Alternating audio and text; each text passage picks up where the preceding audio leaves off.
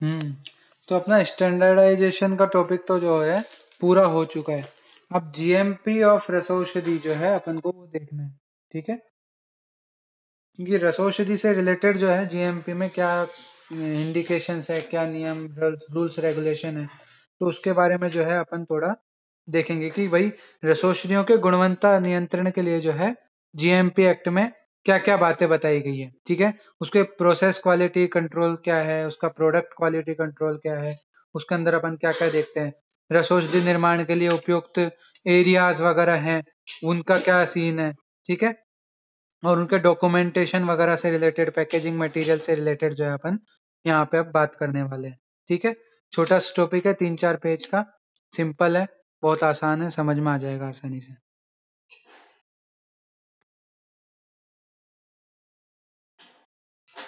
तो भस्मों की विभिन्न परीक्षाएं अपन ने देख ली थी।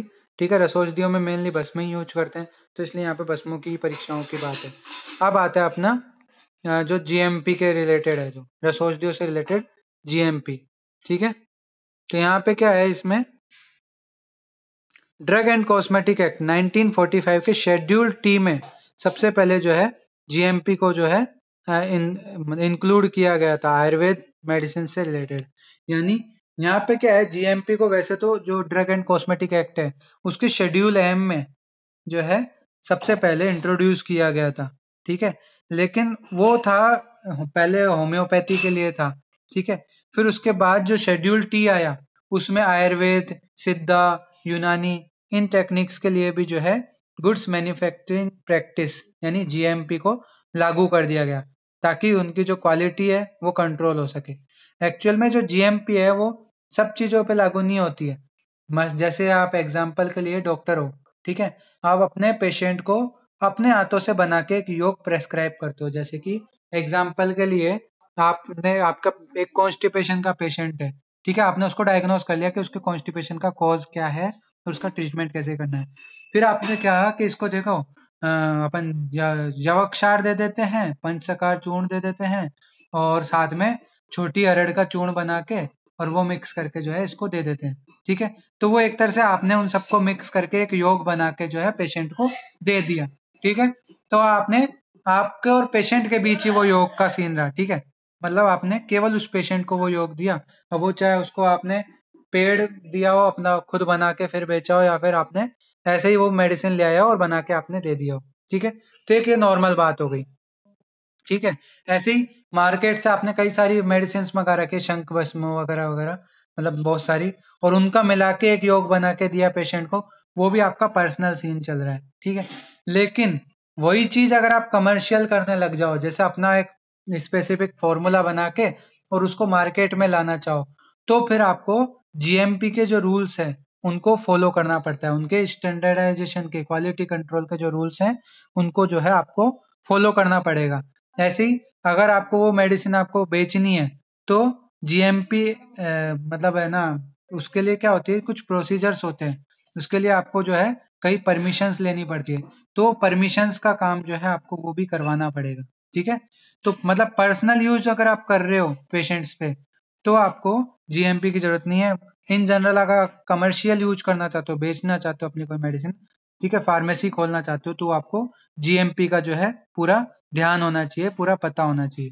ठीक है, तो ड्रग एंड कॉस्मेटिक एक्ट 1945 के शेड्यूल टी में उत्तम रसौषधियों के निर्माण के लिए न्यूनतम तकनीकी आवश्यकताओं का निर्धारण किया जाता है, जिससे रसौषधियों जैसे भस्म हो गई, पिष्टी हो गई, कज्जली, खलवीय कल्पना इत्यादि की गुणवत्ता का नियंत्रण के विभिन्न मानदंड का प्रावधान किया जाता है।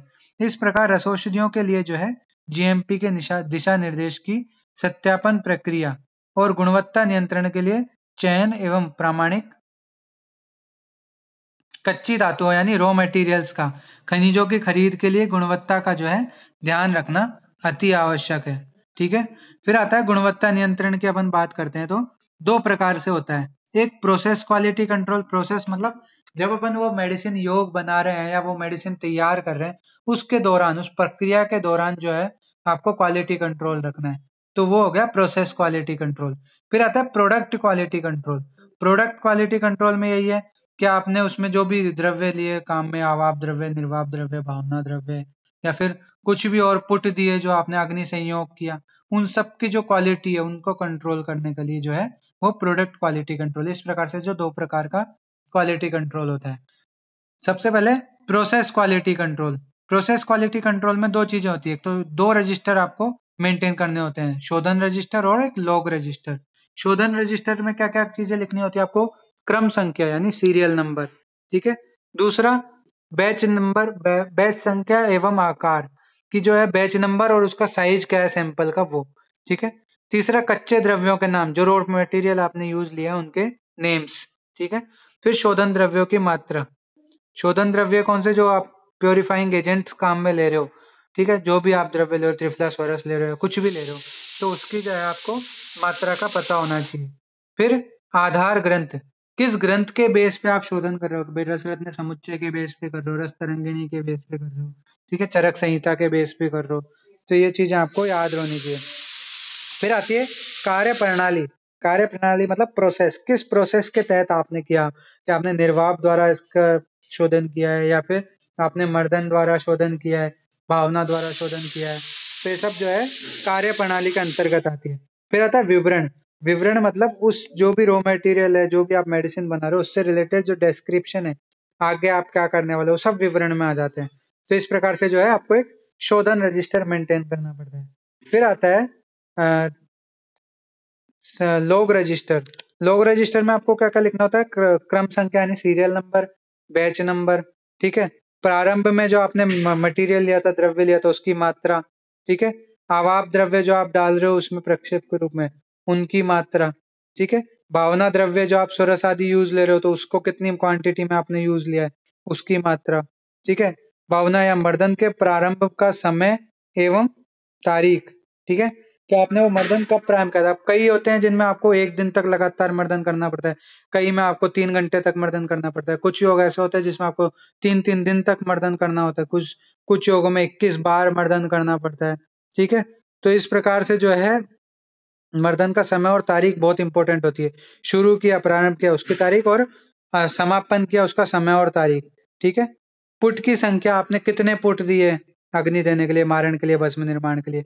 पुट का प्रकार, किस प्रकार का पुट दिया, महापुट दिया, गज पुट दिया, ठीक है, कपोत पुट दिया, जो भी पुट दिया आपको उसका आपको लिखना है। पुट लगाने का समय व तारीख, कि आपने कब पुट दिया, किस टाइम दिया, और कब उस पुट को जो है समाप्त हुआ, ठीक है, कब तक दिया, तो वो जो है डेट और टाइम नोट करना है, ठीक है। इसके अलावा पुट पूर्ण होने का समय और तारीख, क्या आपने जो पुट की अग्नि वगैरह दी उसके बाद स्वांगशीत होने के लिए रखा, तो वो सब प्रक्रिया होने का जो समय और तारीख है वो आपको लिखनी है। फिर पुट देने के बाद जो आपको मेडिसिन की क्वांटिटी प्राप्त हुई, उस मात्रा को लिखना है, उसके वर्ण और बनावट कैसी रही है उसके बारे में लिखना है, और निर्माण के दौरान जो आपने परीक्षण वगैरह किए हैं, जैसे कि मैंने कूपीपको के दौरान परीक्षण बताए थे आपको, कि मुद्रण करने से पहले कुछ परीक्षाएं की जाती है, ठीक है, तो वो सब परीक्षाएं जो है उसको भी अपन को लिखना पड़ता है कि हाँ हमने ये परीक्षाएं कर ली हैं। इस प्रकार से जो है प्रोसेस क्वालिटी कंट्रोल हो गया, ठीक है। ये प्रोसेसिंग के दौरान जो आपने कंट्रोल किया है, जो आपने क्वालिटी कंट्रोल मेजर्स रखे हैं वो आपने देख लिए। फिर आता है product quality control. Product quality control में क्या आता है? कच्ची औषधियों का संग्रहण, मतलब रॉ मटेरियल का कलेक्शन कैसे करना है, उसकी निर्माण प्रक्रिया का जो है संपूर्ण डिस्क्रिप्शन आपके पास होना चाहिए। क्या आपने रॉ मटेरियल को कहाँ से उठाया, कहाँ पर उसको स्टोर किया, कहाँ पर उसके जो है आगे प्रोसेसिंग की, वो सब आपके पास डिटेल होनी चाहिए। प्रोसेसिंग का प्रक्रिया क्या थी, मतलब किस तरह से प्रोसेस किया उसको, उसमें क्या क्या द्रव्य ऐड किए या निकाले, ठीक है, वो सब चीजें इसमें आ जाती है। फिर निर्मित औषधि उत्तम गुणवत्ता का बनाओ ताकि वह सुरक्षित और प्रभावी रहे, कि जो अपनी मटेरियल तैयार हो रहा है, फाइनल प्रोडक्ट तैयार हुआ है, उसकी क्वालिटी एक है, स्टैंडर्ड को मेंटेन करनी चाहिए, एक अच्छी स्टैंडर्ड वाली होनी चाहिए, ठीक है। निर्माता द्वारा इन हॉर्स स्टैंडर्ड और फार्माकोपियल मानक जो है उससे युक्त औषधि का जो है प्रयोग करना चाहिए। फार्माको फार्माकोपियल जो स्टैंडर्ड्स होते हैं उनको जो है वो मीट करना चाहिए, यानी जैसे कि उसमें बता रखा है इतनी जो कंसिस्टेंसी होनी चाहिए। जैसे कि आप, मैं एग्जांपल के लिए बता रहा हूँ, कोई आशा वरिष्ठ है तो उसमें बता रखा होता है इसमें 15% से ज्यादा अल्कोहल की मात्रा नहीं होनी चाहिए, इसमें 5% से ज्यादा अल्कोहल की मात्रा नहीं होनी चाहिए, तो एक स्टैंडर्ड सेट है, तो उनको स्टैंडर्ड्स को वो मीट करना चाहिए, उसको वो प्राप्त करना चाहिए, ठीक है। फिर उसके बाद क्या बता रखा है, गुणवत्ता परीक्षण में उत्पाद का वर्ण, स्वाद, वारितरत्व, रेखापूर्णता, लघुता, निर्धूमत्व, दंताग्रेचक भाव, ठीक है, दंताग्रे चकचा भाव मतलब कि आप जैसे दांत में उसको लेते हो तो वो चीज वगैरह चलती है ना, ऐसा कुछ नहीं होना चाहिए। निरुत्तत्व, पुनर्भव, ठीक है, निश्चंद्रता, इस प्रकार की जो है अपन को परीक्षा करनी चाहिए प्रोडक्ट की, तभी जाके उसको आगे मार्केट में भेजना चाहिए। अगर वो सारी परीक्षाएं वो पास कर लेता है। पार्टिकल साइज का परीक्षण, अब क्या होती है जो धातुओं की या मेटल्स की जो भस्में वगैरह होती है वो एकदम माइक्रोफाइन टाइप की होती है, ठीक है। उनमें आप है ना मोटे मोटे यवकूट करके चूर्ण की तरह नहीं बना सकते उनको। वो जितनी ज्यादा फाइन होंगी उतना ज्यादा वो इफेक्टिव या एफिकेसी से काम करेंगी, ठीक है। इसलिए जो यहाँ पे पार्टिकल की साइज भी बहुत इंपॉर्टेंट होती है, ठीक है। तो उन पार्टिकल साइज के एनालिसिस के लिए जो अलग अलग परीक्षाएं चलती है वो मैंने आपसे बात करी ली। फिर उसके बाद है रसौषधियों के निर्माण के लिए उपयुक्त क्षेत्रफल, कि उसके लिए कितना एरिया आपको रसशाला में चाहिए। शोधन के लिए कम से कम 100 स्क्वायर फीट का एरिया चाहिए, वो भी साफ सुथरा, ठीक है। फिर ग्राइंडिंग के लिए 100 स्क्वायर फीट का एरिया चाहिए होता है। सुखाने के लिए भी 100 स्क्वायर फीट का धूल रहित साफ सुथरा एरिया चाहिए होता है, ठीक है। फिर उसके बाद अगर अपन आगे बात करें तो पुट देने के लिए भी 100 स्क्वायर फीट का हवादार छत कवर किया हो, छत मतलब ऊपर छत हो, ठीक है। इस प्रकार से जो है पुट देने के लिए एरिया होना चाहिए। ईंधन व अस्थायी पात्र भंडार, ये भी 100 स्क्वायर फीट का ही ढका हुआ क्षेत्र होना चाहिए। इस प्रकार से जो है आपके एरियाज होने चाहिए, इतने तो कम से कम मिनिमम रिक्वायरमेंट होती है।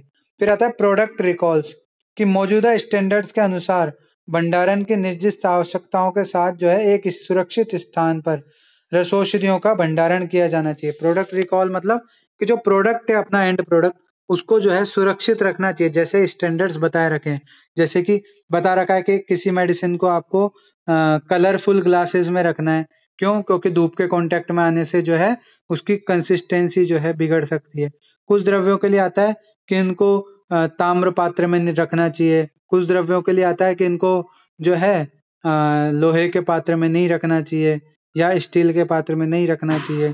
तो इस प्रकार के कुछ स्टैंडर्ड होते हैं दवाइयों के, तो उन स्टैंडर्ड्स को फॉलो करते हुए जो है भंडारण या अपने कलेक्शन करना चाहिए मेडिसिन का, ठीक है। फिर है सेल्फ इंस्पेक्शन। सेल्फ इंस्पेक्शन नाम से पता लगा है कि जो वैद्य है, जो भिषक है, उसको खुद को क्वालिटी कंट्रोल करना चाहिए, ठीक है। बीच बीच में जैसे आपकी फार्मेसी है, आप उसके मालिक हो, तो बीच बीच में आपको स्टैंडर्ड देखने के लिए जो है जाते रहना चाहिए, परीक्षण करता रहना चाहिए, ठीक है। ये है, ठीक है। जो रसशास्त्र भेषज कल्पना का विशेषज्ञ है ना, जो स्पेशलिस्ट है इस चीज में, मेडिसिन निर्माण में, उसकी जो है एक उसको मतलब आप जॉब पे रखो, उससे कहो कि मेरी फार्मेसी है, इसका ध्यान रखना, क्वालिटी एकदम A1 रहनी चाहिए, चाहे कैसे भी रहे। तो वो है यहाँ पे सेल्फ इंस्पेक्शन का मतलब। फिर है पर्सोनेल। पर्सोनेल मतलब कि रसौषधियों की गुणवत्ता नियंत्रण और प्रक्रिया में जो है प्रशिक्षित व्यक्ति के अधीन होनी चाहिए, ठीक है। ऐसा नहीं कि किसी अरे गहरे को लेकर कह दिया कि हाँ तू मैनेजर बन जा इस फार्मेसी का और इसको यहाँ पे कंट्रोल करना चलाना है, तो फिर वो काम अच्छे से नहीं होता है। जो मैनेजर होता है मतलब जो कंट्रोल करने वाला होता है ना, क्वालिटी कंट्रोलर, वो उसको नॉलेज होनी चाहिए रस औषधियों की, या जो कास्ट औषधियों की, या जो भी मेडिसिन बना रहे हैं आयुर्वेद की, उनकी नॉलेज होनी चाहिए, उससे रिलेटेड जो है स्टैंडर्ड्स उनका पता होना चाहिए, ठीक है। तो इस प्रकार से जो है पर्सनल ट्रेनिंग। ट्रेनिंग मतलब जो पर्सनल है, जो व्यक्ति है, उसको रसशास्त्र भेषज कल्पना की, फार्माकोलॉजी की, ठीक है, टेक्नोलॉजी की, मिनरलोजी की। मिनरलोजी मतलब जो मिनरल्स है उनकी पूरी डिटेल पता होनी चाहिए उसको। Pharmacology of metals and minerals, कि मेटल और मिनरल्स की फार्माकोलॉजी की, ठीक है। इनऑर्गेनिक केमिस्ट्री की, ऑर्गेनिक केमिस्ट्री की, फार्मास्यूटिकल केमिस्ट्री की, ठीक है। इन सब की जो है अच्छी प्रकार से जो है जानकारी देनी चाहिए, अच्छी प्रकार से उसका प्रशिक्षण करवाना चाहिए, ट्रेनिंग करवानी चाहिए इन सब चीज से रिलेटेड। इस प्रकार से जो है आपको ट्रेनिंग हो गई, ठीक है। फिर है रेफरेंस सैंपल एंड स्टैंडर्ड, कि रॉ मटेरियल हो गया, शोधन द्रव्य यानी प्योरीफाइंग एजेंट हो गए, ठीक है, निर्मित औषध है, इनके कुछ स्पेसिमेन अलग रखने चाहिए जिन पे सारी परीक्षाएं वगैरह करनी चाहिए, ठीक है। फिर इनसे ही जो है स्टैंडर्ड आगे मेंटेन रखते हैं। जैसे कि ऐसा नहीं है आपने एक बार बस बनाई, वो पूरा लॉट ही आपने भेज दिया। थोड़ा सा स्टैंडर्डाइजेशन के लिए जो है मटेरियल रखना चाहिए कि हाँ इस स्टैंडर्ड की मुझे दवाई बनाते रहनी है, ठीक है। फिर इसके अकॉर्डिंग जो है मेंटेन करना चाहिए, सैंपल के अकॉर्डिंग जो है टेस्टिंग चलती है। फिर इस प्रकार से जो अपना आज रस शास्त्र एंड भेषज कल्पना का जो है पेपर फर्स्ट का पहला पार्ट पूरा होने ही वाला है। बस आखिरी आखिरी पेज है, इसको और अपन पढ़ लेते हैं। डॉक्यूमेंटेशन। डॉक्यूमेंटेशन हर चीज के लिए बहुत जरूरी है, एक डॉक्टर के लिए भी बहुत जरूरी है। आप कोई पेशेंट देख रहे हो, उसका पूरा आपके पास डॉक्यूमेंटेशन या लेखा जोखा होना चाहिए। जैसे आपने कोई पेशेंट देखा, हाँ भाई आज ये आया है माणिक राम, इसके ये बीमारी थी, मैंने इसको ये दवाइयां दी, अब इसको 15 दिन बाद बुलाया। फिर वो 15 दिन बाद वापस आता है तो उसका वापस लिखते हो कि हाँ ये वापस आया है, इसने यहाँ पे इतना इम्प्रूवमेंट है, इसने ये दवा ली है। इससे आपको ये पता लगेगा उसकी स्थिति क्या थी, रोगी की रोग की स्थिति क्या थी, उसका अकॉर्डिंग आपने मेडिसिन वगैरह दी। इसी प्रकार रसौषधियों का भी जो है डॉक्यूमेंटेशन होना चाहिए कि हाँ मेरे पास इतना रॉ मटेरियल आया, उसमें मैंने इतने भावना द्रव्य मिला, इतनी जो है उसका शोधन द्रव्य मिलाया, उसमें इस तरह से मैंने ये प्रक्रियाएं की, उसके बाद एंड प्रोडक्ट मुझे इतना प्राप्त हुआ। ये सब का डॉक्यूमेंटेशन यानी आपके पास लेखा जोखा इन सब चीजों का होना चाहिए, ठीक है। क्वालिटी कंट्रोल की जो है पूरी प्रॉपर मॉनिटरिंग होनी चाहिए, तो ये डॉक्यूमेंटेशन वाला। फिर है स्टेबिलिटी स्टडीज। इसमें क्या है, जो रसौषधियां हैं उनकी सेवियता अवधि लंबी होती है, 10 साल तक ठीक रहती है वो, ठीक है, 5 साल 10 साल, तो ठीक है। और इसके अलावा कई 3 साल तक ठीक रहती है, तो क्या है फिर भी मान लो इतनी लंबी सेवियता अवधि है, फिर भी हर 3 साल में जो है एक बार क्वालिटी कंट्रोल टेस्ट कर लेना चाहिए, ठीक है। इस प्रकार से जो है यहाँ पे स्टेबिलिटी स्टडीज करनी चाहिए। फिर है पैकेजिंग मटेरियल एंड लेबलिंग की DCA act, drug and cosmetic act 161 का पालन करते हुए निम्न सूचनाएं जो हैं पैकेट पर अंकित करनी चाहिए। जो अपन आजकल देखते हैं कि भाई उसका बैच नंबर क्या है, लॉट नंबर क्या है, उसकी मैन्युफैक्चरिंग डेट क्या है, एक्सपायरी डेट क्या है, उसका वेट क्या है, ठीक है। ये सब चीजें जो हैं उसमें निर्दिष्ट होने चाहिए, उसके कंटेंट क्या क्या हैं, ठीक है। और उसकी उसको जो है कोई क्वेश्चन हो, जैसे कि शेड्यूल एच ड्रग है, उन पे क्वेश्चन लिखा होता है शेड्यूल एच ड्रग, और बिना डॉक्टर की सलाह के दवाइयाँ ना लें। तो जो शेड्यूल एच ड्रग्स होती है ना, उनको क्या है बिना प्रेस्क्रिप्शन के जो है अपन ले नहीं सकते। तो इस प्रकार से यहाँ पे बताया गया है, ठीक है। तो ये सब चीजें आपको ध्यान रखनी होती है। फिर डोजेज ऑफ रसौषधि कि जो लेबलिंग आप लगा रहे हो उस पे डोजेज भी लिखी हुई होती है कि आप है ना डॉक्टर के परामर्श अनुसार 2 से 3 गोली दिन में 2 बार 3 बार ले सकते हैं। अनुपान गर्म पानी या फिर आर्द्रक स्वरस, ये लिखा आता है। आप जब भी कोई भी आयुर्वेदिक मेडिसिन हो, योग हो, उसके ऊपर लेबल पे देखना लिखा होगा, डाबर वगैरह इनकी सब पे लिखा होता है कि कितनी मात्रा में लेनी है, किस अनुपान से लेनी है। लेकिन साथ में एक क्वेश्चन और लिख रखा होता है कि चिकित्सक के परामर्श अनुसार लें, ठीक है। तो वो चीजें आपको यहाँ पे लेबलिंग में लगानी पड़ती है, ठीक है। तो इस प्रकार से यहाँ पे बता रखा है। तो इस प्रकार से जो है हमारा स्टैंडर्डाइजेशन और जीएमपी इन रसौषधि, कि रसौषधियों का जो जीएमपी एक्ट है वो अपन ने आज यहाँ पे पूरा देख लिया है, ठीक है। तो अपना यहाँ पे 50 नंबर का मैटर पूरा हो गया है। अब दिवाली की कल से छुट्टियां हैं, आप 2 से लेके 7 तारीख तक आपकी छुट्टी रहेंगी, ठीक है। तो उसके बाद अपन मिलेंगे मस्त वापस। तो शुरुआत करेंगे अपन ये शुरुआती 50 नंबर का रिवाइज करने से।